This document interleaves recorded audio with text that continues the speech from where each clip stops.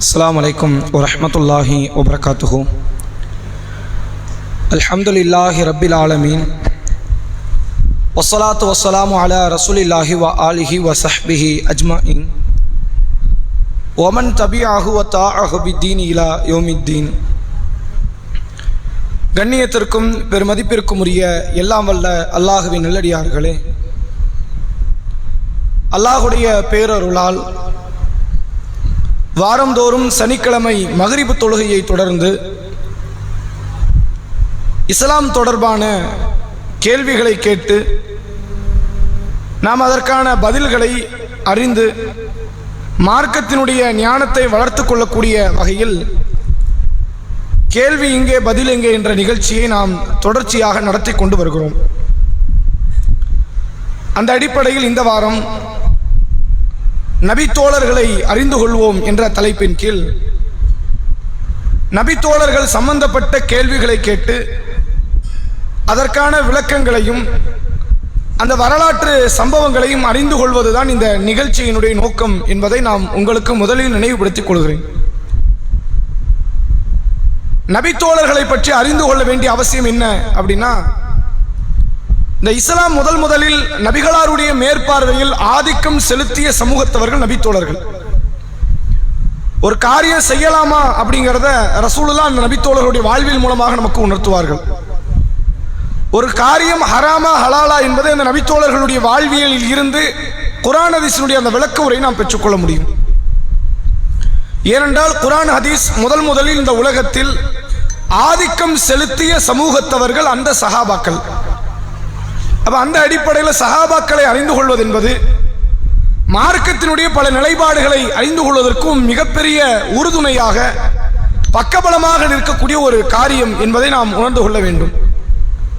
சஹாபாக்களை அறிந்து கொண்டால் அவர்களுடைய வாழ்வியலை நாம் தெரிந்து கொள்வோமே, ஆனால் அவங்க நபி கூட இருந்த அந்த முறை எப்படி அப்படின்னு தெரிந்து கொள்ளலாம்.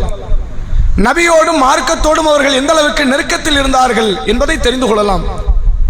அதே போன்று குர்ஆன் ஹதீஸ் விஷயத்தில் அவர்கள் எப்படியெல்லாம் விளக்கத்தை பெற்றுக் கொண்டார்கள் நபியிடத்தில் இருந்து என்பதை நாம் அறிந்து கொள்வதற்கு நபித்தோழர்களை நபித்தோழியர்களை அறிந்து கொள்வது மிக முக்கியமான ஒரு காரணி என்பதை நாம் உங்களுக்கு முதலில் நினைவுபடுத்திக் கொள்கிறோம்.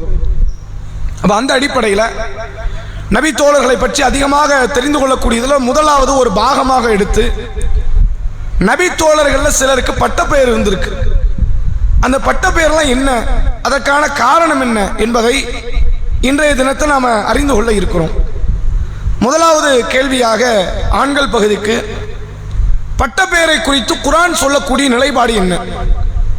பட்டப்பெயர் என்பது சொல்லி அழைக்கலாமா கூடாதா, அது சம்பந்தமாக குர்ஆன் சொல்லக்கூடிய வார்த்தை என்ன? யார் சொல்லலாம்? பட்டப்பெயர் சம்பந்தமாக குர்ஆன் சொல்லக்கூடிய வார்த்தை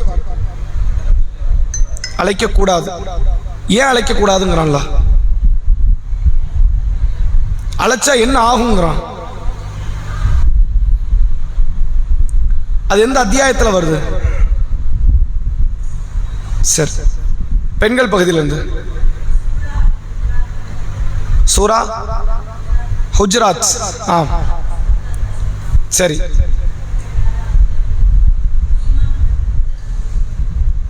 ஈமான் கொண்டதற்கு பிறகு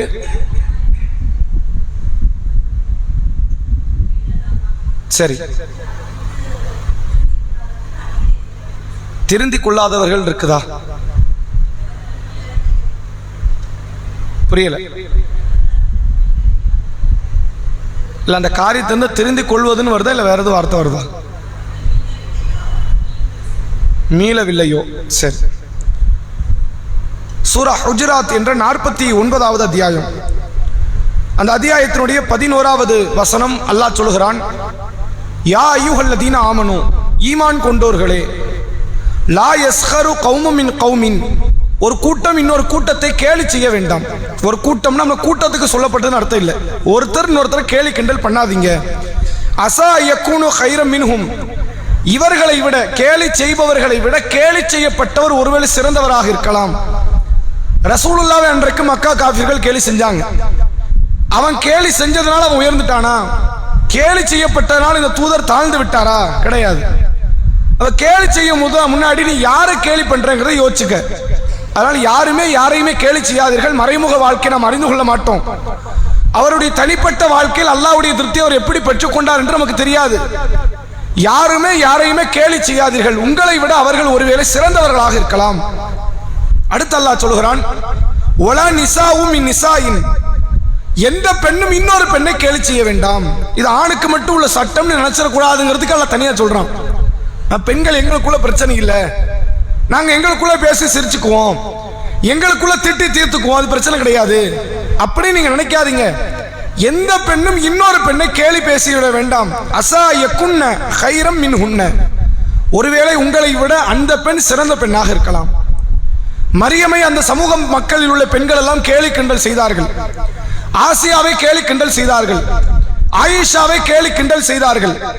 கேலி கிண்டல் செய்ததனால செய்தவர்கள் உயர்ந்தவர்கள் என்றோ செய்யப்பட்டவர்கள் தாழ்ந்தவர்கள் என்றோ வந்துவிட முடியாது. அதனால கேலி செய்யறதுக்கு முன்னாடி யோசிச்சுக்கங்க, ஒருவேளை உங்களை விட சிறந்தவர்களாக இருக்கலாம். கேலி செய்து பாவத்திற்குரிய நபர்களாக நீங்கள் மாறிவிடாதீர்கள். யாரையும் கேலி செய்யாதீர்கள் என்று அல்லாஹ் சொல்றான். அடுத்து அல்லாஹ் பேசுகிறான், வலா தல்மிசு அன்ஃபுசக்கும், நீங்கள் உங்களுக்குள் குறை பேசி தெரியாதீர்கள். இவன் எப்படிப்பட்டவன் தெரியுமா, இவன் எப்படிப்பட்டவன் தெரியுமா, பிறர் செய்த தவறுகளை, அவங்களுடைய தனிப்பட்ட வாழ்க்கையை அதை குறை பேசி இப்படி நடந்திருக்க கூடாது, இப்படி ஆயிருக்க கூடாது என்று நீங்கள் குறை பேசி தெரியாதீர்கள்.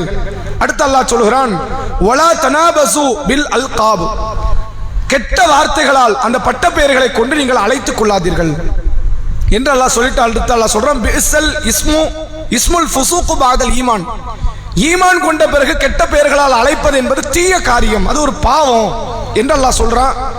ஒமன்லம் யத்துபு, யார் பாவ மன்னிப்பு தேடவில்லையோ, நான் செய்த தப்பு தான் அல்லாஹ் என்ன மன்னிச்சிரு என்று அல்லாஹ்விடத்தில் அவர் மீளவில்லையோ, பாவ மன்னிப்பு தேடவில்லையோ, ஃபஉலாயிக ஹுமுல் லாலிமூன், அவர்கள் அநியாயக்காரர்கள் என்று மார்க்கம் சொல்லுது.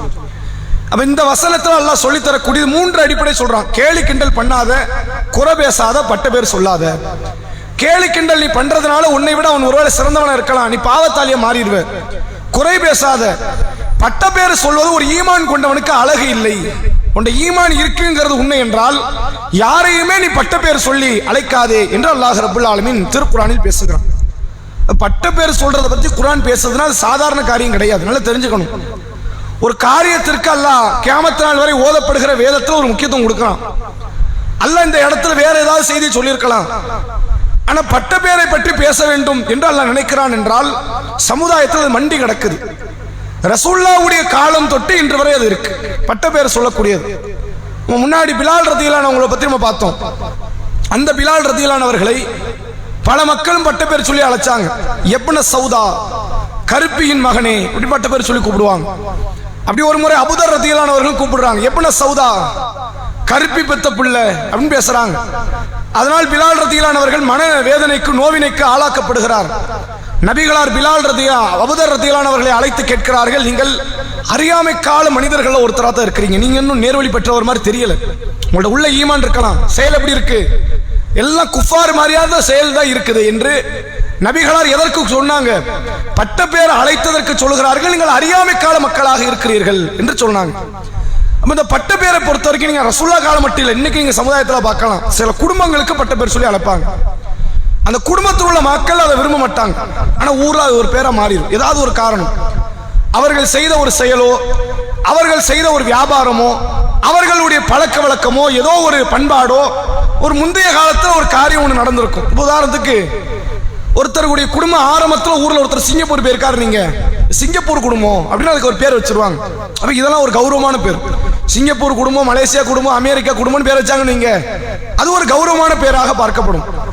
ஒரு சில பேருடைய வியாபாரத்தை எல்லாம் காரணம் வச்சு பேர்களை வைப்பாங்க. துணிக்கடை என்று பேர் வைப்பாங்க. அப்படி என்னென்ன வியாபாரம் செய்யறாங்களோ அதை ஒரு பெயராக, இவர் கசாப்பு கடை வீடு அப்படின்னு பேர்களை, பட்ட பெயரை வைத்து அது காலப்போக்கில் அவர்கள் பெயராகவே பார்க்கப்படும். குடும்ப பெயரை சொல்லி அழைக்கக்கூடியது. அப்போ ஒரு சில பெயர்களை பார்த்தீங்கன்னா கண்ணியமான பேராக இருக்கும், ஒரு சில பேர்கள் எப்படி இருக்கும், ஒரு கண்ணியமான பேரா இருக்கும். எப்படி இருக்கும், அந்த ஊர்லயே அந்த தெருவிலேயே ஆலிம்சா ஒருத்தர் வந்திருப்பார், ஆலிம் வீடு, ஆலிம் வீடு. அந்த ஆலிம்சா மௌத்தா இருப்பாரு, அது 10-50 வருஷம் நடந்திருக்கும். அந்த வீட்டுல யாருமே ஆலிம் இருக்க மாட்டாரு, ஆனாலும் எப்படி பேர் இருக்கும், அது ஆலிம்சா வீடு, ஆலிம்சா வீடு. ஒரு சில பெயர்கள் உண்மையில் அந்த மக்களுக்கு மன மகிழ்ச்சியை கூட தரலாம். ஆனால் ஒரு சில பெயர் அது காலப்போக்கம் பயன்படுத்தும், அது பெரும் மனவேதனைக்குரிய பெயராக பார்க்கப்படும். ஆனால் யார் மக்கள் அதை கண்டுகொள்வது கிடையாது. குடும்பத்தினுடைய பெயரை இப்படிதான் சொல்லி அழைப்பாங்க. நிறத்தை வைத்து, மொழியை வைத்து, எந்த அளவுக்குன்னு கேட்டால், உருது பேசக்கூடிய மக்கள்கிட்ட நீங்கள் போய் நம்ம பேசணும் அப்படின்னா நம்மளை முசல்மானே ஏற்றுக்க மாட்டோம். முசல்மான் என்றால் உருதுல ஹிந்தி மொழியில முஸ்லீம் என்று அர்த்தம். நீ முசல்மானே கிடையாது, வந்தேரியுமா நம்மளை. அவன் ஒவ்வொரு பட்ட பேர், ஒரு வேறு மொழிக்காரனுக்கு ஒரு பட்ட பேர், வேறு நிறத்துக்காரனுக்கு ஒரு பட்ட பேர், வேறு நாட்டுக்காரனுக்கு ஒரு பட்ட பேர். அந்த பட்ட பேர் சொல்லி தான் அழைப்பாங்க. இவன் அகதி, இவன் பாகிஸ்தான்காரன், ஏதாவது ஒரு பட்ட பேரை சொல்லி. முஸ்லிம்களுக்கு நீங்கள் இந்தியாவில் பார்க்கலாம், குறிப்பிட்ட சில கூட்டத்தவர்களால் துலுக்கன் என்ற பெயர் சொல்லி அழைக்கப்படும். இது ஒரு பட்ட பேர். எதனால் இஸ்லாமிய கிலாபத்து கடைசியாக கவிழ்ந்தது? துருக்கியில. மதீனாவில் ஆரம்பிச்ச கிலாபத்து கூபாக்கு போய் பல நாடுகள் சுத்தி கடைசியாக துருக்கியில் வந்தது. துருக்கியில இருக்கும் போது கிலாபத்து கவுந்தது.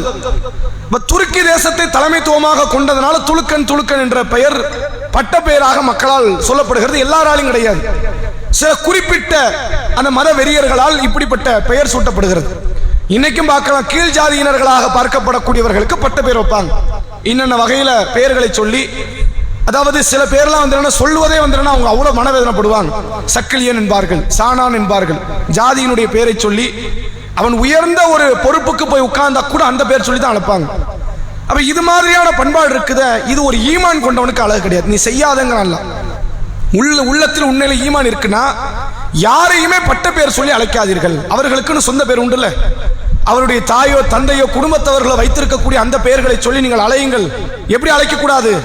பட்ட பெயர்களை சொல்லி நீங்கள் அழைக்காதீர்கள் என்று அல்லாஹ் ரப்பல் ஆலமீன் திருக்குர்ஆன்ல கடுமையான முறையில் வார்த்தையை சொல்லி ஈமான் கொண்டவனுக்கு இது அழகு இல்லைங்கிறான். பட்ட பேர் நான் சொல்லி அழைப்பேன், நீ அழைச்சேன்னா உன்கிட்ட ஈமான் இல்லை என்று திருக்குர்ஆன் நம்மை பார்த்து பேசுகிறது.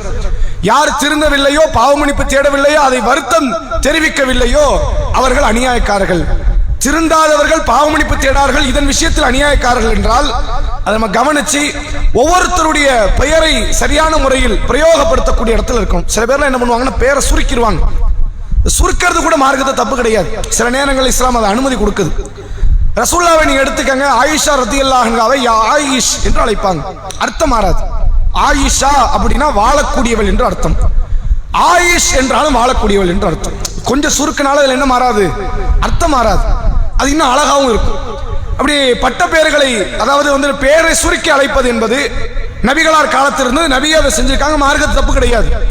இன்னைக்கு நிறைய பேர் பார்க்கலாம், நல்ல பெயர்கள் இருக்கும், அதை அப்படி சுருக்கி அதை எப்படி மாற்றுவாங்க, அதை இழிவுபடுத்தக்கூடிய வகையில் அந்த பெயரை சொல்லி அழைக்கக்கூடிய வழக்கம் எல்லாம் உண்டு.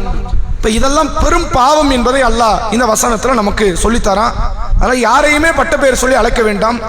ஒருவேளை ஒரு பட்ட பெயர் நம்ம சொல்றோம்னா அது கண்ணியமான ஒரு பேரா இருந்து அதை அந்த பேருக்குரியவர் பொருந்திக் கொள்வாரே, ஆனால் அது என்ன கிடையாது, மார்க்கத்துல அது தப்பு கிடையாது. இன்னைக்கு அது சம்பந்தமா தான் பார்க்க போறோம். சில நபித்தோழர்களுக்கு வந்து என்னன்னா பட்ட பேரு ரசூலுல்லாவால் அந்த சமூக மக்களால் வைக்கப்பட்டது. அது ஒண்ணு அல்லாஹ் வச்சிருப்பான், இல்ல அல்லாஹ்வுடைய தூதர் அவர்கள் வைத்திருப்பார்கள். அதை அவங்க ஏத்துக்கிட்டாங்க, அது சரிதான், கரெக்ட் தான். அல்லது சமூக மக்களால் வைக்கப்பட்ட பட்ட பெயர்கள் கூட உண்டு. அதை யாரும் அவங்க அக்செப்ட் பண்ணிக்குவாங்க, பிரச்சனை இல்லை, என்ன அப்படி கூப்பிடுங்க அப்படின்னு எதிர்பார்க்கக்கூடிய நிலையிலையும் சில பேர் உண்டு. அப்ப அது மாதிரியான நபித்தோழர்களை பற்றி அந்த பட்ட பேருக்கான காரணங்களை குறித்து நம்ம தெரிந்து கொள்ள இருக்கோம். அதனுடைய இரண்டாவது கேள்வி, அபு துராப் என்று அழைக்கப்பட்ட நபித்தோழர் யார்? யாரு? அலி ரலியல்லாஹு அன்ஹு. யார் இவங்க? அலி ரசூலுல்லாஹ்வுடைய மருமகன். அவங்களுக்கு ஏன் இந்த பேரு?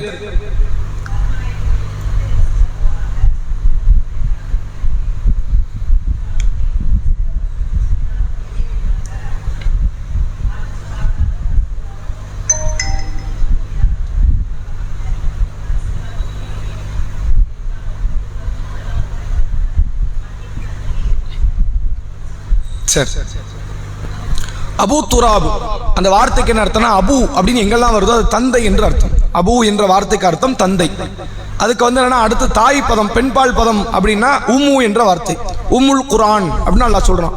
உம்முங்கிற வார்த்தைக்கு அர்த்தம் தாய், அபு என்ற வார்த்தைக்கு அர்த்தம் தந்தை. சஹாபாக்கள் நிறைய பேருக்கு பார்க்கலாம் அபுங்கிற வார்த்தை அப்படி கூட வரும். அபுபக்கர், அபு அப்துல்லா, இந்த மாதிரி அபுங்கிற வார்த்தை பல நபித்தோழர்களுக்கு, அபு தல்ஹா, அபு தஹ்தா, நிறைய பேருக்கு அபு உண்டு. உம்மு என்று எடுத்துக்கொண்டால் அதே போன்று ரசூலுல்லாஹ்வுடைய மகள் உம்மு குல்சும் ரலியல்லாஹு அன்ஹா, ரசூலுல்லாஹ்வுடைய மனைவி உம்மு சலமா ரலியல்லாஹு அன்ஹா, பல உம்மு என்ற பெயர்ல பல நபி தோழியர்கள், அது பட்டியல் பட்டாலே 15-20 பேருக்கு மேல போகும். அவ்வளவு உம்மு என்ற பெயர்ல பல நபி தோழியர்கள் உண்டு. இந்த அபு என்றால் தந்தை, அபு துராபு, துராபுனா மண்ணு. அல்லாஹ் திருக்குர்ஆன்ல வந்து என்ன மனிதனை தீன் அப்படிங்கிற வார்த்தையும் சொல்றான், களிமண்ணிலிருந்து படைத்தோம். துராபுங்கிற வார்த்தையும் சொல்றான், துராபு என்றால் மணல், மண். அப்ப அபு துராப்னு என்ன அர்த்தம்? மண்ணுடைய தந்தை, மண்ணுக்கு தகப்பன். இந்த தகப்பன்கிற வார்த்தை வந்து சொல்றதுனால மண்ணுக்கு தகப்பன் அர்த்தம் கிடையாது. சில துறையோட தகப்பன்னு சேர்த்து வைப்பாங்க. இப்போ உதாரணத்துக்கு பாருங்க, இவர் தான் அறிவியல் துறையின் தந்தை அப்படிம்பாங்க. காந்தி தான் இந்திய நாட்டினுடைய தந்தை என்று அழைப்பாங்க. அப்ப தந்தை என்று அழைத்தால் இவர் தான் முதல்ல வந்தாருங்கிற அர்த்தம் கிடையாது. இவர் இதுல முக்கியமானவர், ஒரு முக்கியத்துவம் வாய்ந்தவர் என்பதற்கு சொல்லப்படுகிற ஒரு பெயர் தான் தந்தை என்பது. இந்த அபு துராபின் யாருக்கு பெயர் வைக்கப்படுகிறது என்றால் அலி ரலியல்லாஹு அவர்களுக்கு. நபிகளாருடைய 4வது பெண் பிள்ளையான ஃபாத்திமா நாயகியை திருமணம் முடித்த அலி இப்னு அபி தாலிப் ரலியல்லாஹு அவர்களுக்கு வைக்கப்பட்ட பட்ட பெயர் தான் இந்த அபு துராப். ஏன் இந்த பெயர் வருது அப்படின்னா, ரசூலுல்லாஹ் ஒரு நாள் மதிய வேளை தன் மகளை பார்க்கறதுக்கு வீட்டுக்கு போறாங்க. வீட்டுல யார் இருக்கிறாங்க அப்படின்னா ஃபாத்திமா நாயகி இருக்கிறாங்க, அலி ரலியல்லாஹு அவங்க இல்ல. ரசூலுல்லாஹ் கேட்கிறாங்க, என்னம்மா கணவரை காணுமே, எங்க போனார் மருமகன்? அவருக்கு எனக்கு உள்ள மத்தியில் ஒரு பிணக்கு ஏற்பட்டது, சண்டை. அப்ப அதை வந்து அவர் எப்படி ரியாக்ஷன் காட்டுறாரு? அந்த கோபத்தை அவர் வெளியே போய் காட்டுறாரு, என்ற பேசல, வீட்டை விட்டு வெளியே போயிட்டாரு. அப்ப விசாரிக்கிறாங்க, அலி ரலியல்லாஹு அவங்க எங்க இருக்கிறாங்க அப்படின்னு விசாரிக்கிறாங்க. அலி ரலியல்லாஹு அவர்கள் பள்ளிவாசல்ல தான் தூங்கிட்டு இருக்கிறாங்கன்னு தகவல் தெரிஞ்சு ரசூலுல்லாஹ் மஸ்ஜித் நபவிக்கு போறாங்க. மஸ்ஜித் நபவி மணல் தரை, அங்க சிமெண்ட் அது மாதிரிலாம் போட்டு மொசைக்கெல்லாம் போடுற தரை இல்லை, மணல் தரை. அதுல அப்படி வெற்று மேனில படுத்து கிடக்கிறாங்க. அதாவது மேலாடை எதுவும் இல்லை, கீழாடை போட்டிருக்கிறாங்க, மேலாடை இல்லை. அப்படி வெற்று மேனில படுத்து கிடக்கிறாங்க. உடம்பெல்லாம் மண் ஒட்டி இருக்கு உருளும் போது. ரசூலுல்லாஹ் அலி ரலியல்லாஹு அவங்களை எழுப்பி விடுறாங்க. அப்படி முதுகுல இருக்கக்கூடிய படிந்த அந்த மணல்களை எல்லாம் தட்டி விட்டுட்டு ரசூலுல்லாஹ் சொல்றாங்க, அபு துராப் எழுந்துங்க, அபு துராப் எழுந்துறீங்கள் என்று அல்லாஹ்வுடைய தூதர் அவர்கள் சொன்ன செய்தி சஹீஹ் புகாரியில ஆதாரபூர்வமான நபிமொழியாக பதிவு செய்யப்பட்டிருக்கு. இப்ப ரசூலுல்லாஹ் வச்ச பேர், இந்த பட்ட பேர் யாரு? ரசூலுல்லாஹ் வைக்கிறாங்க. அலிங்கிற பேரு நல்ல கண்ணியமான பேர் தான். ஆனா ரசூலுல்லாஹ் அபு துராப்னு பேர் சொல்லி அழைக்கிறாங்க. அலிங்கிறது யாருடைய பேரு? அல்லாஹ்வுடைய 99 பேர்ல ஒரு பேர். ஆயத்துல் குர்சில வருது இல்ல, வஹுவல் அலியுல் அலீம், அவன் உயர்ந்தவன், அவன் மகத்துவமானவன். அலி என்ற வார்த்தைக்கு அர்த்தம் உயர்ந்தது என்று அர்த்தம். அப்ப அப்படிப்பட்ட ஒரு அழகான பேருக்குரியவர் தான் அலி ரலியல்லாஹு அவங்க. ஆனால் ரசூலுல்லாஹ் அந்த பேரையும் சொல்லி கூப்பிட்டு இருக்காங்க, அது அல்லாஹ் எந்த பேரையும் கூப்பிட்டு இருக்காங்க? அபு துராப் என்ற பெயர் சொல்லியும் அல்லாஹ்வுடைய தூதர் அவர்கள் தன் மருமகனை அழைத்திருக்கிறார்கள் என்று பார்க்க முடிகிறது. இந்த பேரை சொன்ன அலி ரலியல்லாஹு அவங்களுக்கு ரொம்ப பிடிக்குமா. மற்ற காரியங்களை விட அலி ரலியல்லாஹு அவர்களுக்கு அபு துராப் என்று பெயர் சொல்லி அழைப்பது அல்லாஹ்வுடைய தூதரின் மருமகன் அலி ரலியல்லாஹு அவர்களுக்கு மிக நேசத்திற்குரிய. ரசூலுல்லாஹ் அப்படிதான் சொல்லி கூப்பிட்டுருக்காங்க, ரசூலுல்லாஹ் வச்ச செல்ல பேர் இல்ல, அதனால அந்த பேரை அல்லாஹ் அந்த அலி ரலியல்லாஹு அவர்கள் நேசிப்பவர்களாக இருந்தார்கள் அப்படிங்கிறத பார்க்க முடியுது. அதில் கவனிக்க வேண்டிய பல செய்திகள் இந்த ஹதீஸ்ல இருக்கு.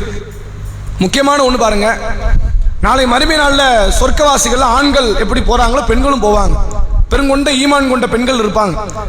அப்படிப்பட்ட அந்த ஈமான் கொண்டவர்களுக்கு தலைவி யாரு? ஃபாத்திமா ரலியல்லாஹு அன்ஹா. அப்ப அவங்களுடைய செயல்பாடு எப்படி இருக்கும்? ஒரு பெருங்கொண்ட ஈமான் கொண்ட சமூகத்துக்கு தலைவி. இவங்க தான் ஹதீஜா அம்மையாருக்கு தலைவி, இவங்க தான் மரியம் அலைஹிஸ்ஸலாமுக்கு தலைவி, இவங்க தான் ஆசியா அலைஹிஸ்ஸலாமுக்கு தலைவி, இவங்க தான் ஹாஜர் சாராவுக்கு தலைவி, இவங்க தான் ஹவ்வா அலைஹிஸ்ஸலாமுக்கு தலைவி. எல்லா சொர்க்கவாசி பெண்களுக்கும் தலைவி என்றால் அது சாதாரண இடம் கிடையாது, பொசிஷன் கிடையாது. அவ்வளோ பெரிய மகத்துவத்தை பெற்ற அலி ரலியல்லாஹு அவங்களுடைய மனைவி ஃபாத்திமா ரலியல்லாஹு அன்ஹா கூட கணவன் கூட சண்டை போட்டுருக்கிறாங்க. இது உலக யதார்த்தம். அந்த யதார்த்தத்தை அல்லாஹ் புரிய வைக்கிறான், இது நடக்கும். ஃபாத்திமா எவ்வளவு பெரிய அந்தஸ்து உள்ளவங்க தெரியுமா? அல்லாஹ் கிட்ட எவ்வளவு பெரிய அமலால், இறையச்சத்தால், தியாகத்தால், அர்ப்பணிப்புல உயர்ந்தவங்க தெரியுமா? அவங்க கூட தன்னுடைய கணவரோடு சண்டை நடக்கத்தான் செய்யுது. இது உலக யதார்த்தம், இது மாற்ற முடியாது. இந்த பாடத்தை இந்த ஹதீஸ் நமக்கு உணர்த்தி தருகிறது. அதனால தான் ரசூலுல்லாஹ் சொன்னாங்க, பெண்கள் என்பவர்கள் விலா எலும்பிலிருந்து படைக்கப்பட்டவர்கள். இந்த வலது பக்கம் அல்லது இடது பக்கம் இருக்கக்கூடிய அந்த வளைந்த விலா எலும்பிலிருந்து படைக்கப்பட்டவர்கள். அவர்கள் பலகீனமானவர்கள், நிமித்தவும் முடியாது, அதை அப்படி விட்டுவிடவும் முடியாது. பிளெக்சிபிளா ஆக்கிக்கிட்டே இருங்க, அப்பப்போ பிளெக்சிபிள் ஆக்குங்க. ஒரு காரியத்துல ஒரு பிரச்சனை வரும், வீண் வரையும் நடக்கும் வீட்டுல பெண்கள்கிட்ட. 4 முறை நடக்குதா, ஒரு முறை அறிவுரை கொடுங்க. 4 முறையுமே அறிவுரை கொடுக்காதீங்க, அது உடைச்சிருவீங்க. அறிவுரையே கொடுக்காம இருக்காதீங்க, வீண் வரையும் கூடிக்கிட்டே இருக்கும், அதை அப்படி விட்டு விடுவீர்கள். அல்லாஹ்வுடைய தூதர் அவர்கள் சொன்ன வார்த்தை அலி ரலியல்லாஹு அவங்க வாழ்க்கையில தான் நடக்குது. அப்ப ஃபாத்திமா நாயகியால ஏதோ ஒரு மனக்கசப்பு ஏற்பட்டிருக்கலாம், அல்லது அலி ரலியல்லாஹு அவர்களால் ஏதோ ஒரு மனக்கசப்பு, குடும்பத்துக்குள்ள இப்படி சண்டை வரும் அப்படின்னு அல்லாஹ் காட்டுறான். அதனுடைய புறக்கணிப்பு எப்படி இருந்தது? அது மார்க்கம் அனுமதிச்ச ஒரு புறக்கணிப்பு. வாக்குவாதங்கள் அதிகப்படுமையானால் சண்டைகள் அதிகமாகும், புறக்கணிப்பு ஒருமையானால் நேசம் அதிகமாகும். அதுதான் அந்த சண்டை அப்படி முற்றுப்புள்ளி ஆக்குறது. அப்படி வாயை மூடிட்டா போதும். அலி ரலியல்லாஹு வீட்டை விட்டு வெளியே போறாங்க. ஒரு கொஞ்ச நேரம் தாமதப்பட்டு வருவோம் அப்படின்னு. அப்ப ரசூலுல்லாஹ் ஏன் இப்போ உள்ள சேர்த்து வைக்கிறாங்க? என்ன காரணம்? கணவன் மனைவிக்கு மத்தியில் பிளவு ஏற்படுமே ஆனால் மூன்றாவது நபர் சேர்த்து வைப்பதுதான் ஹக்கு, அதான் கடமை. அதை நான் ஏன்பா செய்யணும்? அங்கே போய் உட்காந்து நியாயம் கேட்க கூட. ரசூல் அங்கே கேட்கவே இல்லை. ஃபாத்திமாட்ட கேட்டாங்களா? யார் மேலமா தப்புன்னு கேட்டாங்களா? அல்லது அலி ரலியல்லாஹு உங்கள்கிட்ட போய் உங்க மேல தான் மாப்பிள்ள சரி இருக்கும், அவன் மேல தப்பு இருக்கு அப்படி பேசுனாங்களா? அட யார் மேல நல்லது இருக்கா கட்டுறதுனா என்ன? இங்க உட்கார்ந்துக்கிட்டு கிரிமினல் வழக்கு அங்க உட்கார்ந்து நீதி சொல்ல, அட யாரோ ஒருத்தர் தப்பு பண்ணிட்டாருப்பா சேர்ந்து வாழுங்க என்ற அந்த சமாதானத்தை மூன்றாவது நபராக அல்லாஹ்வுடைய தூதர் அவர்கள் நிகழ்த்தினார்கள் என்ற செய்தியையும் அந்த ஹதீஸின் வாயிலாக நம்மால் புரிந்து கொள்ள முடிகிறது. அடுத்த கேள்வி ஆண்களுக்கு. துன் நூரைன் என்று அழைக்கப்பட்ட நபி தோழர் யார்? உஸ்மான் அலைஹிஸ்ஸலாம். உஸ்மான் ரதியல்லாஹு அன்ஹு. என்ன காரணம்? யாருடைய ரெண்டு மகள்? உம்மு ருக்கையா. யார முதல்ல திருமணம் முடிச்சாங்க? ருக்கையா. சரி, வேற ஏதாவது சம்பந்தமா? ஒரே நேரத்தில் அக்கா தங்கச்சி கட்டக்கூடாதுல்ல மார்க்கத்தில், அது ஒரு ஹராம் தானே? புரியல. அப்படி முடிச்சிருக்கலாம் அப்படின்னு புரிஞ்சுக்கலாமா? சரி. துன் நூரைன் என்ற வார்த்தைக்கு அர்த்தம் என்னன்னா, துன் அப்படின்னா உடைய என்று அர்த்தம். நூர் என்றால் ஒளி, வெளிச்சம். அல்லாஹ்வுடைய பல பல காரியங்களை வர்ணிக்கக்கூடிய நிகழ்வுகள் அல்லாஹ்வே வர்ணிக்கக்கூடியதில் நூர் என்ற வார்த்தையை சொல்லி அல்லாஹ் சொல்றான். அல்லாஹு நூறு சமாவாத்தி வல் அர்து. வானங்கள் மற்றும் பூமியினுடைய வெளிச்சமாக ஒளியாக அல்லாஹ் இருக்கிறான் அப்படின்னு அல்லாஹ்வே குர்ஆன்ல பேசுறான். சூரா நூர் என்ற அத்தியாயத்துடைய 35வது வசனத்தில் அல்லாஹ் சொல்றான். அப்ப நூர் என்பது அல்லாஹ் தனக்குத்தானே வர்ணிப்புக்கு சொன்ன ஒரு வார்த்தை. அப்போ ஒரு அழகுக்குரிய வார்த்தை. குர்ஆனுக்கு நூர் என்று சொல்லப்படுது. ரசூலுல்லாஹ்வுடைய வாழ்க்கைக்கு அந்த கண்ணியத்திற்கு நூர் என்று சொல்லப்படுது. அந்த நூர் என்றால் வெளிச்சம், ஒளி. நூரைன் என்றால் ரெண்டு வெளிச்சம் என்று அர்த்தம். துன் நூரைன் என்றால் இரண்டு வெளிச்சத்திற்கு இரண்டு ஒளிக்கு சொந்தக்காரர், உடையவர் அப்படின்னு அர்த்தம். இந்த பட்ட பேர் யாருக்குரியது என்றால் ரசூலுல்லாஹ்வுடைய இன்னொரு மருமகனான உஸ்மான் இப்னு அஃபான் ரதியல்லாஹு அன்ஹு. ரசூலுல்லாஹ் காலத்துல பல உஸ்மான் இருந்தாங்க. இவர் ஒரு உஸ்மான். இந்த உஸ்மான் இப்னு அஃபான் ரதியல்லாஹு அன்ஹு ரசூலுல்லாஹ்வுடைய மகளை திருமணம் முடித்திருக்கிறார்கள். யாரை திருமணம் முடிக்கிறாங்கன்னா ரசூலுல்லாஹ்வுடைய ரெண்டு பெண் பிள்ளைகளை, ருக்கையா, உம்மு குல்சும் ரதியல்லாஹு அன்ஹுமா. மார்க்கத்தினுடைய சட்டம் என்னன்னா, அக்கால் தங்கை, உடன் பிறந்த அக்காளையும் தங்கையும் ஒரு சேர திருமணம் முடிக்க கூடாது. அக்காவை திருமணம் முடிக்கிறாரு, ஒரு மனப்பிணக்கு ஏற்படுது, விவாகரத்து பண்றாரு, தங்கச்சி கல்யாணம் முடிக்கலாம், மார்க்க தப்பு இல்லை. தங்கச்சி திருமணம் முடிக்கிறாரு, தங்கச்சி மௌத்தாயிடுச்சு, பிறகு அக்கா இருக்கிறாங்க, அக்காவை திருமணம் முடிக்கிறாரு, மார்க்கத்து தப்பு கிடையாது. ஒரே நேரத்தில் ஒருவருக்கு மனைவியாக அக்கால் தங்கை வரக்கூடாது, உடன் பிறந்த அக்கால் தங்கை வரக்கூடாது. இது மார்க்க சட்டம். அது அல்லாஹ் என்ன காரணத்துக்கு சொன்னானோ அல்லாஹ் செய்யக்கூடாதுன்ட்டான். நாம புரிஞ்சுக்கலாம். கண்டிப்பாக சக்கலாத்திக்குள்ள என்ன வரும்? சண்டைகள் வரும். அந்த சண்டை பெரும் குரோதத்தை கூட வளர்க்கலாம். உடன் பிறந்த ரத்த பந்தத்துக்குள்ள அந்த குரோதம் வருமே ஆனால் அது இணைப்பை ஒரு காலத்திலும் வழிவகை செய்யாது. அப்ப அப்படி புரிந்து கொள்ளலாம், ஒருவேளை இதுவா இருக்கலாம் என்று எண்ணுவதற்கு ஒரு வழிவகை இருக்கு. இது அல்லாத வேறு காரணங்கள் தான் அல்லாஹ் அறிவான். அப்போ உஸ்மான் இப்னு அஃபான் ரதியல்லாஹு அன்ஹு அவர்கள் ரெண்டு பெண்ணை திருமணம் முடிச்சாங்க. எப்படி முடித்தார்கள் என்றால், முதல்ல ருக்கையா ரதியல்லாஹு அன்ஹாவை தான் ரசூலுல்லாஹ் தன் மருமகன் அலி ரதியல்லாஹு அன்ஹு, அதாவது உஸ்மான் ரதியல்லாஹு அன்ஹுவுக்கு திருமணம் முடிச்சு கொடுக்குறாங்க. அவர்கள் மரணத்தை அடைந்தார்கள், மௌத்தாயிட்டாங்க. ரசூலுல்லாஹ்வுடைய வாழ்க்கையிலே 3 பொம்பளை புள்ள மௌத். ஸைனப் ரதியல்லாஹு அன்ஹா, ருக்கையா ரதியல்லாஹு அன்ஹா, உம்மு குல்சும் ரதியல்லாஹு அன்ஹா, 3 பேரும் மௌத். இந்த ருக்கையா மௌத்தான பிறகு தன்னுடைய மருமகனுக்கு இன்னொரு பெண் பிள்ளையான உம்மு குல்சும் ரதியல்லாஹு அன்ஹாவை அல்லாஹ்வுடைய தூதர் அவர்கள் திருமணம் முடித்து வைத்தார்கள். வரலாறுகள் எப்படி பேசப்படுது அப்படின்னு கேட்டா, ரசூல் நபிமார்களுடைய எந்த நபியினுடைய 2 பொம்பளை பிள்ளையும் கட்டின ஒரு நபர் கிடையாது, அது உஸ்மான் மட்டும்தான் அப்படின்னு வரலாறுகள்ல ஒரு பேச்சு. வேற நபிமார்களை பற்றி ஒரு வரலாற்று தகவல் இல்லை. ஆனால் இருக்கிற தகவலை வைத்து பார்க்கும் பொழுது ஒரு நபியினுடைய 2 பெண் பிள்ளைகளையும் சேர்த்து ஒருவர் திருமணம் முடிச்சார். சேர்த்து ஒரே நேரத்தில் இல்லை, அது வேற காலம், இது வேற காலம். ஆனால் அந்த பாக்கியத்தை பெற்றிருக்கிறார் என்றால் அது உஸ்மான் இப்னு அஃபான் ரதியல்லாஹு அன்ஹு அவர்களுக்கு மட்டும்தான் அந்த பாக்கியம் கிடைத்தது. அதனால் அவருக்கு துன் நூரைன் என்று அழைக்கப்படுகிற ஒரு பட்டப்பெயர் இருந்தது என்று மார்க்கம் சொல்லுது. அடுத்த கேள்வி பெண்களுக்கு. துல் ஜனாஹைன் யாருடைய பட்டப்பெயர்? எந்த நபித்தோழருடைய பட்டப்பெயர்? ஜாஃபர் பின் அபி தாலிப் ரதியல்லாஹு அன்ஹு. எதனால் அந்த பட்டப்பெயர்?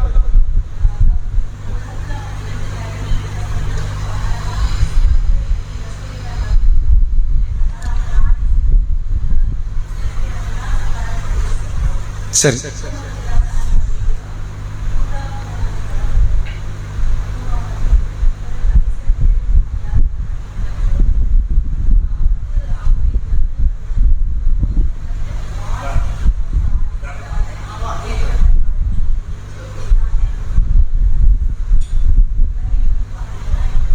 இவங்க எந்த போர்ல கொல்லப்பட்டாங்க? கன்ஃபார்ம் தானா? சரி. துன் ஜனாஹைன் என்று அழைக்கப்படக்கூடிய நபி தோழர் ஜாஃபர் இப்னு அபி தாலிப், ரசூலுல்லாஹ்வுடைய பெரிய இருந்து அபு தாலிப் தெரியுமில்ல, கடைசி நேரத்தில் கூட கலிமா சொல்லாமல் குஃப்ரிலேயே மரணித்தார் என்ற செய்தி நம்ம பார்க்க முடியுது. அந்த அபு தாலிபுக்கு 2 மகன்கள் உண்டு. ஒருவர் ஜாஃபர், இன்னொருவர் அலி. 2 பேருமே சொர்க்கவாசி, 2 பேருமே இஸ்லாத்தை ஏற்றுக்கிட்டாங்க, 2 பேருமே பெரிய தியாகி, இருவருமே நபிகளாருடைய அதிக நேசத்திற்குரிய பிள்ளைகளாக, அதிக நேசத்திற்குரிய சகோதரர்களாக இருந்தாங்க அப்படிங்கிறத பார்க்க முடியுது. அதுல ஒருவர் ஜாஃபர் ரதியல்லாஹு அவர்கள். இவர் ஆரம்பத்தில் மக்காவிலிருந்து ஹிஜ்ரத் செய்து எங்கே செல்கிறார் என்றால் அபிசீனியா என்ற நாட்டுக்கு போறார். அங்கிருந்து ஒரு குறிப்பிட்ட காலம் நபிகளார் ஹிஜ்ரத் பண்ணிட்டாங்க, அங்க வெற்றிகள் கொல்லப்படுகிறது, வெற்றிகள் கிடைக்குது அப்படிங்கிற தகவல் கேட்டவுடனே அபிசீனியாவிலிருந்து மதீனாவுக்கு வருகிறார்கள். மதீனாவிலிருந்து ரொம்ப காலம் கூட உயிரோடு இல்லை. ரசூல்லா அதாவது மதீனாவுக்கு அவங்க வரும்போது ஏறத்தாழ ஹைபர் யுத்தம், ஹைபர் முடிச்ச கையோட ரசூல்லா மோத்தா போர்க்களத்தை நடத்துறாங்க. அந்த மோத்தா போர்க்களத்திற்கு ரசூலுல்லா தளபதியாக நியமித்தது இந்த ஜாஃபர் இப்னு அபி தாலிப், 3வது தளபதி. முதல் தளபதியாக ஸைத் இப்னு ஹாரிஸ் ரதியல்லாஹு அவங்களை ரசூலா நியமிக்கிறாங்க. அவர் மரணிப்பாரே ஆனால் அப்துல்லா இப்னு ரவாஹா அடுத்த தளபதியாக மாறுவார். அவரும் கொல்லப்படுவாரே ஆனால் ஜாஃபர் இப்னு அபி தாலிப் ரதியல்லாஹு அவர்கள் அடுத்த தளபதியாக மாறுவார் என்று அல்லாஹ்வுடைய தூதர் அவர்கள் முன்னறிவிப்பு செய்கிறாங்க. இந்த ஜாஃபரும் கொல்லப்படுவாருங்கிறது ரசூலுக்கு தெரியாது. அந்த 2 பேர் கொல்லப்படுவாங்கிறது ரசூலா தெரிஞ்சு வச்சுக்கிட்டாங்க. அல்லாஹ் சொன்னதுனால இவர் கொல்லப்பட்டால் இவர்னு என்ன அர்த்தம்? அப்ப இவர் கண்டிப்பா கொல்லப்படுவாரு, இவர் கொல்லப்பட்டா இவர் அப்படிங்கிறது ரசூலுக்கு தெரியுது, அல்லாஹ் சொன்னதுனால. 3வது உள்ள நபர் இருக்கிறார், ரசூலுல்லாஹ்வுடைய மிக நேசத்திற்குரிய இந்த ஜாஃபர் ரதியல்லாஹு அவர்கள் கொல்லப்படுவாரா மாட்டாரா நபிக்கு தெரியாது. போர்க்களத்துக்கு போறாங்க. முதல் தளபதி கொல்லப்படுகிறார், அடுத்த தளபதி பொறுப்பேற்கிறார், அவரும் கொல்லப்படுகிறார். 3வது தளபதியான ஜாஃபர் இப்னு அபி தாலிப் ரதியல்லாஹு அவர்கள் இஸ்லாமிய சேனையினுடைய கொடியை எடுத்துக்கொண்டு போர் படையை வழிநடத்தி செல்கிறார், அவரும் கொல்லப்படுகிறார் அப்படின்னு ரசூலுல்லாஹ் சொல்லி கண்ணீர் வடிக்கிறாங்க. அவருடைய கொல்லப்பட்ட நிகழ்வு எப்படி நடக்குதுன்னா, எதிரிகளால் 2 கைகள் துண்டாக்கப்பட்ட நிலையில் அவர் மௌத்தாகிறார். ஜாஃபர் ரதியல்லாஹு அவர்களுடைய 2 கைகள் வெட்டப்படுகிறது. கைகள் வெட்டப்பட்ட நிலையில தான் கைகள் இல்லாமல் மரணிக்கிறார். அப்ப அல்லாஹ்வுடைய தூதர் அவர்கள் என்ன சொல்றாங்க அப்படின்னா, இந்த ஜாஃபருக்கு 2 கை வெட்டப்பட்டது, அதற்கு பகரமாக அவருக்கு 2 இறகுகளை அல்லாஹ் அவருக்கு பரிசளித்தான். இறக்கைங்கிறது என்னன்னா பறவைகளுக்கான கை மாறியது. பறவைக்கு ஏன் ரெக்கை இருக்குது? அது பறவைகளுக்கு கொடுக்கப்பட்ட கையை போன்றது. அது இன்னும் சொல்ல போனா கையால செய்யக்கூடாத முடியாத காரியத்தை அந்த இறக்கையால் செய்ய முடியும். அப்ப அல்லாஹ் பகரமா 2 கையை கொடுக்கலையா, 2 ரெக்கையை அல்லாஹ் கொடுக்கிறான் அப்படின்னு அல்லாஹ்வுடைய தூதர் அவர்கள் சொன்னார்கள். அதனால் அவர் வானவர்களோடு சுற்றி திரிகிறார் அந்த இறகுகளால் என்று ரசூலுல்லாஹ் சொல்றாங்க. இப்னு உமர் ரதியல்லாஹு அவர்கள் இந்த ஜாஃபர் ரதியல்லாஹு அவர்களை இதற்கு முன்பு பார்க்கும்போது, மௌத்துக்கு முன்பு பார்க்கும் பொழுது துல் ஜனாஹைன் என்று பெயரை சொல்லிதான் அவரை அழைத்தார் என்ற பட்ட பெயரை சொல்லி ரசூலுல்லாஹ் முன்னறிப்பு செய்ததனால் அந்த பட்ட பெயரை சொல்லிதான் அழைத்தார் என்ற செய்திகளை நம்ம புகாரியில பார்க்க முடிகிறது. அப்ப துல் ஜனாஹைன் என்றால் ஜனாஹ் அப்படின்னா இறகு என்று அர்த்தம். அல்லாஹ் வானவர்களை பற்றி சொல்லும் போது கூட வானவர்களுக்கு 2 2ஆக 3 3ஆக 4 4ஆக இறகுகள் இருக்கும். சூரா ஃபாத்திர் பேசுது. அப்ப அதுல கூட ஜனாஹ் என்ற வார்த்தை தான் அல்லாஹ் பயன்படுத்துறான். துன் ஜனாஹைன் என்றால் 2 இறகுகள் உடையவர், 2 ரெக்கைகளை கொண்டவர் என்ற அர்த்தம். ஜாஃபர் பின் அபி தாலிப் ரதியல்லாஹு அவர்களுடைய பட்ட பெயராக இது இருந்தது. நபிகளார் வைத்த பட்ட பெயர் என்று புரிந்து கொள்ளலாம். அடுத்த கேள்வி ஆண்களுக்கு. கழுதை என்று அழைக்கப்பட்ட நபித்தோழர் யார்? ஒரு நபித்தோழருக்கு கழுதன் பேர் வச்சாங்க மக்களால்.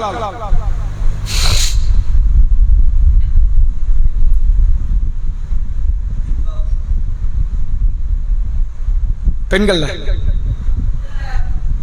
அப்துல்லா. எந்த அப்துல்லா? ரசூலுல்லாஹ் காலத்தில் அப்துல்லான்னு எடுத்தா 15 அப்துல்லா எடுக்கலாம். ஜுலைபிப் இல்ல, அப்துல்லா தான். சரி, ஏன் அவர் கழுதைங்கிற பேரு?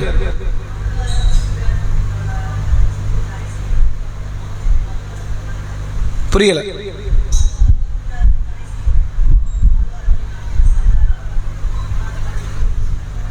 அதனாலதான் அவர் பேர் கழுதைனா?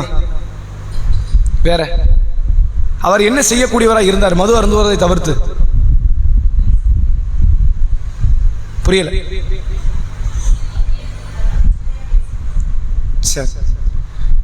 அதாவது ரசூலுல்லாஹ்வுடைய காலத்தில் அப்துல்லா என்ற நபித்தோழர், அப்துல்லான் பல பேர் இருந்தாலும் அவருடைய தந்தைகளை வைத்துதான் அந்த எந்த அப்துல்லான் என்று வேறுபடுத்த முடியும். ஹதீஸ்ல இந்த அப்துல்லாவுடைய தந்தையினுடைய பேர் குறிப்பிடப்படலை. வேற ஏதோ ஒரு அப்துல்லா, நாம் இதுவரைக்கும் அறிந்த அப்துல்லா அல்லாது இது ஒரு புது அப்துல்லா. அப்துல்லா நம்ம யாரெல்லாம் அறிஞ்சிருக்கிறோம் அப்படின்னா அப்துல்லா இப்னு அப்பாஸ், அப்துல்லா இப்னு உமர், அப்துல்லா இப்னு உபை இப்னு சலூல் என்று ஒரு நபி தோழர். பல அப்துல்லாக்கள் ரசூலா காலத்தில் இருந்தாங்க. அதுல இதுல குறிப்பிடப்படாத ஒரு அப்துல்லா. இவருக்கு எதனால பட்ட பேர் கழுதை என்று வந்ததுங்கிறதுக்கு எந்த விதமான ஏற்புடைய ஆதாரம் இல்லை. ஆனால் இவருக்கு ஒரு பட்ட பேர் இருந்திருக்கு கழுதை. அதை அவரை அக்செப்ட் பண்றாரு. அது ஒன்றும் அவர் பெருசா எடுத்துக்கல. ஒரு சிலரால் செல்லமாக அழைக்கப்படுகிற பெயர் என்றால் அவர்கள் மனம் ஒப்பி இருந்தாங்கன்னா அது மார்க் அடிப்படையில் என்ன கிடையாது, அந்த பட்ட பெயருக்கு எந்த ஒரு தடையும் கிடையாது. அது மேலதிகமாக இழிவுபடுத்தப்பட வேண்டும், பிறரால் இவர் கேவலப்படுத்தப்பட வேண்டும் என்று பயன்படுத்தப்படுமே. ஆனால் அப்ப அந்த குரோத எண்ணத்துக்கு அல்ல தண்டனை தருவோம். ஒரே வார்த்தை தான் சொல்லப்படுகிற குரோத எண்ணிக்கை அந்த வார்த்தைக்கு ஏற்றவாறு மாறும். ஒருத்தரை பார்த்து கேட்கிறோம் நல்லா இருக்கியா அப்படின்னு. நல்லா இருக்கணுங்கிற எதிர்பார்ப்போட கேட்டா அதுக்கு நன்மை. நீ எல்லாம் நல்லா இருப்பியா, உன்னெல்லாம் இருக்க வைக்கலாமா என்ற எண்ணத்தோட அந்த வார்த்தையை கேட்டால் அது பாவம். அந்த எண்ணத்துக்கு ஏற்றவாறு வார்த்தையினுடைய கணம் அல்லாஹ்விடத்தில் ஏற்றுக்கொள்ளப்படும். அப்ப அந்த நபி தோழருக்கு என்ன பேர் வச்சாங்க? பட்ட பேரு கழுதை என்று சமூகத்தவர்களால், ரசூலாவால் வைக்கப்படல. ரசூலா ஒரு காலத்திலும் பிறரை கொஞ்சம் தாழ்த்தன மாதிரியான பேரை கொண்டு ரசூலா அழைக்க மாட்டாங்க. சஹாபாக்கள் மற்ற மக்கள் வச்சாங்க, அவர் ஏற்றுக்கொண்டார், நபி தடுக்கல. அவரை ஏத்துக்கிட்டாரு, அதனால நபி என்ன பண்ணல, அதை தடுக்கல. இவர் என்ன செய்வாருன்னா ரபியை உட்பட மற்ற நபித்தோழர்களை சிரிக்க வைப்பது என்பது இவருடைய வேலை. இவர் வந்துட்டாருன்னா அந்த சபையை கலகலப்பாக அவர் மாற்றி விடுவார். அப்படிப்பட்ட ஒரு பண்பாடு கொண்டவர். மார்க்கத்தை பொறுத்த வரைக்கும் சிரிப்பது தடையெல்லாம் கிடையாது. சில பேரை நீங்க பார்க்கலாம், இஸ்லாத்துல சிரிப்பே ஹராம் என்பதை போன்று நினைப்பாங்க. அதிகம் சிரிப்பது கூடாது, அதான் மார்க்கத்துல சொல்லப்பட்டிருக்கு.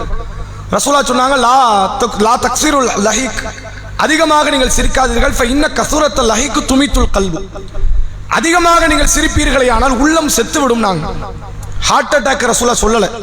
ஒருவேளை இதுல இருந்து ஹார்ட் அட்டாக் இன்னொரு அர்த்தம் எடுக்க வாய்ப்பு இருந்து அறிவியல் இடம் கொடுத்தால் அது வேற. ரசூலுல்லாஹ் உள்ளம் செத்துருங்கிறது எதை சொன்னாங்க? நெகிழ்வூட்டக்கூடிய தன்மை இறந்துரும். நாளைக்கு நபித்தோழர்களை பத்தி ஒரு வாழ்வியல் செய்தியை சொல்லப்பட்டாலும் சரி உங்களுக்கு சிரிப்பு தான் வரும். நபி எப்படிலாம் தியாகம் பண்ணாங்க தெரியுமா, உங்களுக்கு சிரிப்பு தான் வரும். அவன் என்ன பண்ணா தெரியுமா, இவன் என்ன பண்ணா தெரியுமா, உன்னை வளர்க்கறது உன் தந்தை என்ன பண்ணாரு தெரியுமா, சிரிப்பு தான் வரும். இந்த அதிகமாக சிரித்து சிரித்து பழகி உள்ளம் நெகிழப்படாது, சென்டிமெண்ட்டுக்கு நம்ம உள்ளம் இடம் கொடுக்காது, அப்படி ஒரு நிலைக்கு போயிடும். அது மௌத்துக்கு சமம். அதனால உள்ளம் செத்து விடும் என்று அல்லாஹ்வுடைய தூதர் அவங்க சொன்னாங்க. ஆனாலும் சஹாபாக்கள் வாழ்க்கையில அவங்க பெரும்பாலும் கவலைப்பட்டுக்கிட்டே தான் இருப்பாங்க. எப்ப பார்த்தாலும் அவங்களுக்கு கவலை. எதை பற்றிய கவலை? மறுமையை பற்றி, சொர்க்க நரகத்தை பற்றிய கவலை. அப்பப்ப அந்த கவலையை கொஞ்சம் போக்குறதுக்கு ஒரு சில என்டர்டைன்மெண்ட் தேவைப்பட்டுச்சு. அப்ப அதை ஒரு சில நபித்தோழர்கள் அதை பூர்த்தி செய்தார்கள். அதில் ஒருவர் தான் இந்த அப்துல்லா என்று அழைக்கப்பட்ட கழுதை என்ற புனப்பெயர் கொண்ட இந்த நபித்தோழர். இவர் வந்தாருன்னா அந்த சபையை கொஞ்சம் கலகலப்பாக மாற்றுவார். எப்போதுமே ஒரு பாசிட்டிவ் மைண்டை உருவாக்குவார். ஏதோ பெரிய பிரச்சனை நடக்கக்கூடிய காரியமா இருக்கும், இவர் சிரிப்பு காட்டிட்டு போயிருவார். இப்படிப்பட்ட ஒரு பண்பாடு கொண்டவராக இவர் இருந்தார். அதனால சஹாபாக்கள் பலருக்கும் இவர் மீது ஒரு வகையான நேசம், ஈர்ப்பு இருந்தது என்ற செய்திகளை வரலாற்றிலே நம்மால் பார்க்க முடிகிறது. நபிகளார் காலத்தில் கழுதை என்ற பெயர் அவர் ஏற்றுக்கொண்டதால், இது நபி வச்ச பேர் கிடையாது. நபி யாருக்கு இப்படி ஒரு பேர் வைக்க மாட்டாங்க, மற்ற மக்கள் வைக்கிறாங்க, அதை அவர் ஏற்றுக்கொள்கிறார். அதுவே அவருடைய புனை பெயராக மாறிவிடுகிறது என்பதை பார்க்க முடியுது. அடுத்த கேள்வி பெண்களுக்கு. அபூ ஹுரைரா என்ற நபித்தோழருடைய பட்ட பேர் என்ன? அபூ ஹிர். எதனால் அந்த பேர்? பூனையை வளர்ப்பவரா?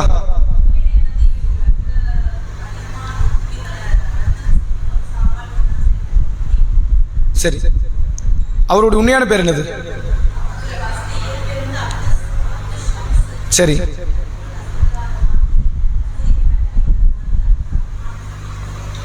சரி, யார் வச்சது அபூ ஹுரைரான்னு? சரி, அபூ ஹுரைரா என்ற நபித்தோழருடைய உண்மையான பேர் அப்துல் ஷம்ஸ். அப்துல் ஷம்ஸ், ஷம்ஸ்னா சூரியன் அர்த்தம். அப்துல் ஷம்ஸ்னா சூரியனுடைய அடிமை. அது அன்றைய மக்கள்கிட்ட அப்துல் ஷம்ஸ்னு ஒரு கோத்திரமே இருந்துச்சு. அரபு குலத்துல என்ன இருந்துச்சு? பனு அப்துல் லோய் அப்படிங்கிற மாதிரி பல கோத்திரங்கள், பனு ஹாஷிம், அது மாதிரி அப்துல் ஷம்ஸ் என்ற கோத்திரமே இருந்துச்சு. சூரியனுக்கு அடிமை, சூரியனை வணங்குற கூட்டம் இருந்தாங்கல்ல, அதனால சூரியனின் அடிமை என்று பேர் வச்சாங்க. அப்படி ஒரு பெயர் வைக்கப்பட்டவர் தான் இந்த அபூ ஹுரைரா ரலியல்லாஹு அவர்கள். ஆரம்பத்தில் இவருடைய பேர் இப்படி தான் இருந்துச்சு. இவர் எப்போ இஸ்லாத்துக்கு வரார் அப்படின்னா ஹிஜ்ரி 7. ரசூலா மௌத்துக்கும் இவருடைய இஸ்லாமிய பிரவேசத்துக்கும் மத்தியில் 3 வருஷம் தான் இருக்கு. அந்த 3 வருஷம் இடைப்பட்ட காலத்தில் இஸ்லாத்தை ஏற்றுக்கொள்கிறார். அந்த நேரத்தில் ரசூலா ஹைபர் யுத்தத்துக்கு போயிருக்கிறாங்க. இவர் மதீனாக்கு வராரு இஸ்லாத்தை ஏற்க. ரசூலா ஹைபர் யுத்தத்துக்கு போயிருக்கிறாங்க. அப்ப இஸ்லாத்தை ஏற்றுக்கொண்ட அந்த நபித்தோழருக்கு ரசூலா வைத்த பெயர் அப்துல்லா என்றும் அப்துல் ரஹ்மான் என்றும், இது அல்லாஹ்வுடைய நேசத்துக்குரிய ஒரு பெயரை ரசூலா வச்சிருக்கிறாங்க. ஆனால் அந்த பேரால் அவர் பிரபலியம் ஆகலை. இவருக்கு வந்து பூனைன்னா ரொம்ப பிடிக்கும். எல்லா மக்களுக்குமே பூனை பிடிக்கலாம், சில பேர் நிராகரிக்கலாம், வெறுக்கலாம். பெரும்பான்மையான மக்களுக்கு வந்து நேசத்துக்குரியது. மார்க்கத்தில் என்னது, தடை செய்யப்பட்ட ஒரு பிராணிலாம் கிடையாது, அனுமதிக்கப்பட்ட, வளர்ப்பதற்கு அனுமதிக்கப்பட்ட ஒரு பிராணி அப்படின்னு மார்க்கம் சொல்லுது.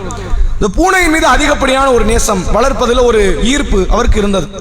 எப்போதும் பூனையின் கையுமா அதை விளையாடி கொண்டு இருக்கக்கூடிய பண்பாடு கொண்டதனால் ஹிர் என்ற வார்த்தை, ஹிர்ரத் என்ற வார்த்தை பூனை குறிக்கும்.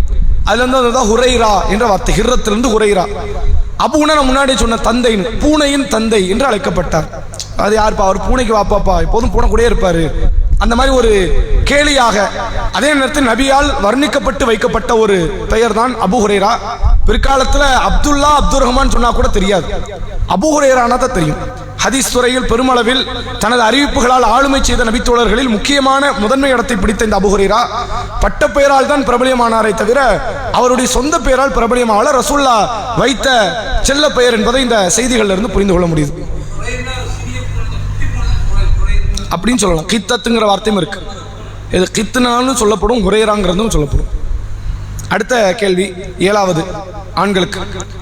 ஷைஃபுல்லா, சைஃபுல்லா என்ற வார்த்தை எந்த நபித்தோழருக்கு சொல்லப்படுது? யாருக்கு?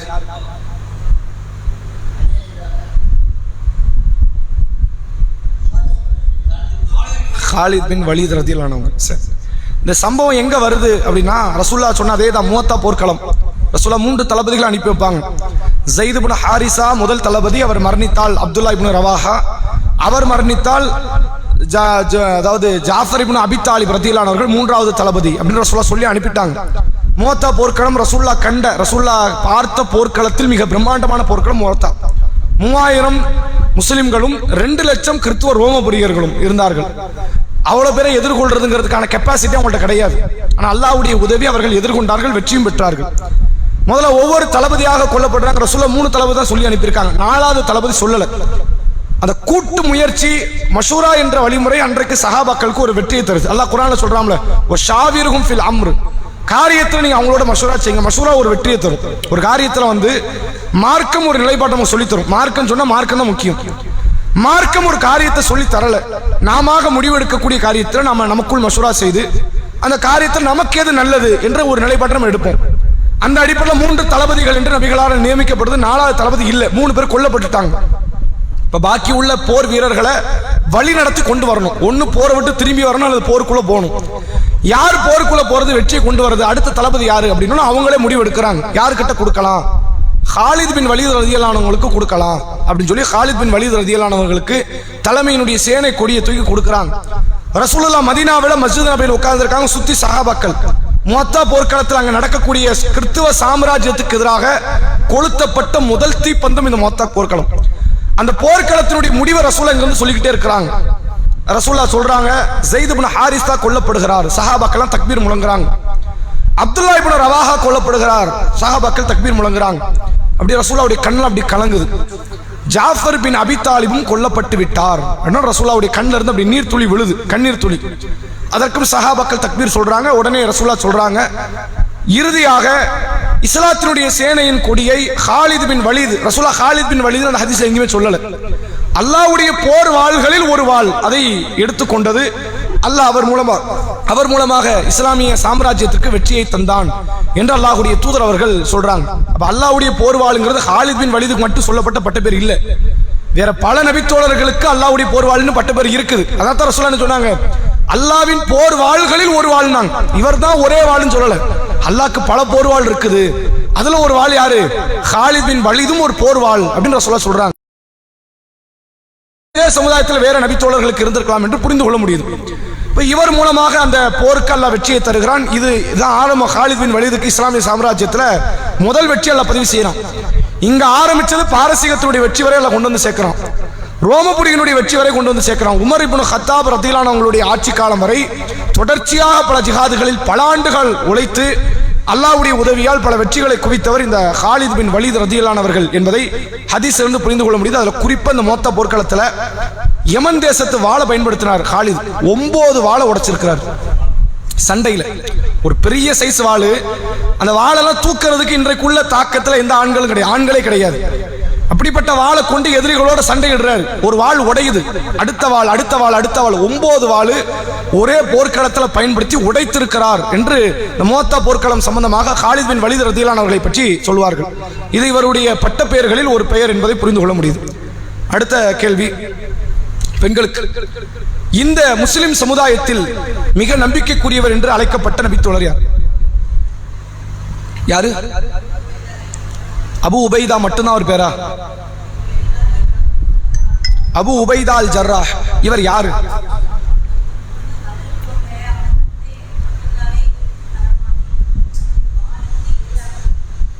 சரி, வேற?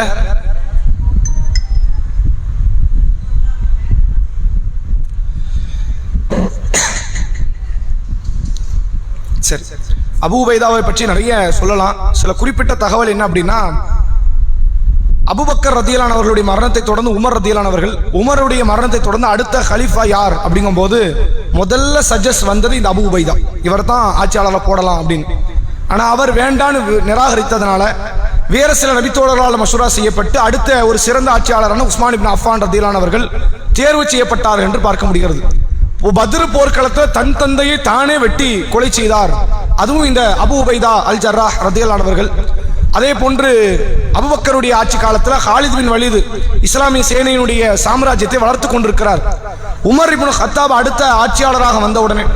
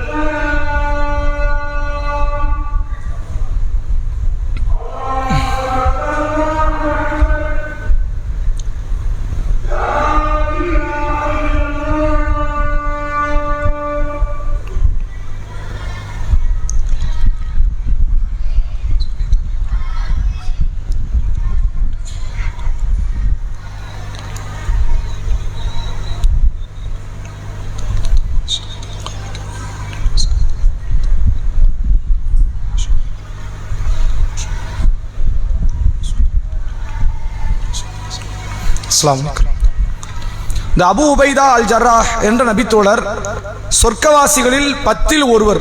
10 சொர்க்கவாசி ரசூலுல்லாஹ் சொன்னாங்க அஷ்ரத்துல் முபஷரா என்று. அந்த 10 ஒருவராக பார்க்கப்பட்டார். 3வது கலீஃபாவாக இவர் தேர்வு செய்யப்படுவதற்கு படக்கூடிய இடத்துல இவர் இருந்தார். நான் சொல்ல போன இவரை பொறுத்தவரை இவர் அதிகமான மென்மை குணம் கொண்டவர். இவரை பார்க்கும்போது மக்களுடைய பார்வைக்கு என்ன தெரியுமா, இவரெல்லாம் ஒரு போர் வீரரான்னு நினைக்கிற அளவுக்கு அவருடைய தோற்றம் இருக்கும். சில பேருடைய தோற்றம் எப்படி இருக்கும்னா, நடவடிக்கைக்கும் தோற்றத்துக்கு சம்பந்தமே இருக்காது. இவரா அந்த காரியத்தை செய்வார் அப்படின்னு. அபூ உபைதா அப்படி இருப்பார். ஆனால் அவருடைய வீரதீரமான சண்டை அப்படின்னு போர்க்களத்துக்குள்ள இறங்கிட்டார்னா அவருடைய ஃபேஸ் வேற, அவருடைய திறன் வேற, அவருடைய தகுதிகள் வேற என்ற நிலையை அவர் மாற்றிக்கொள்வார். மக்களிடத்தில் பேசும்போது அவரை விட நளினமானவர் யாரும் கிடையாது.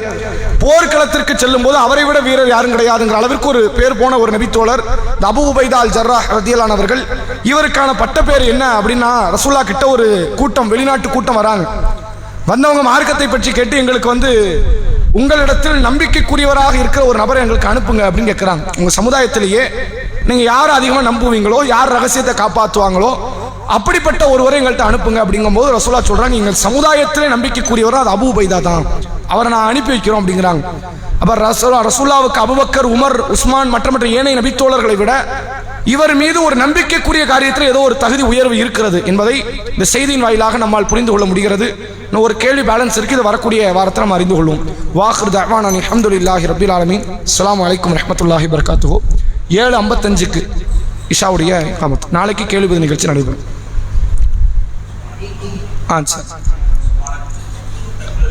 நான் வரக்கூடிய வெள்ளிக்கிழமை ஜும்மாவுடைய வசூல் மாநில தலைமையகத்திற்காக வசூல் செய்யப்பட இருக்கிறது. நிர்வாகத்தினுடைய தாவா பணிகள், ஆர்ப்பாட்டம், போராட்டம் போன்ற சமுதாய பிரச்சனைகளுக்கான நீங்கள் மற்ற சகோதர சகோதரிகளுக்கு சொல்லி அதனுடைய வசூலுக்கு உங்களால் முடிந்த ஒரு பெரும் பங்களிப்பை தரும்படி கேட்டுக்கொண்டு இந்த உரையை நிறைவு செய்கிறோம். அஸ்ஸலாமு அலைக்கும்.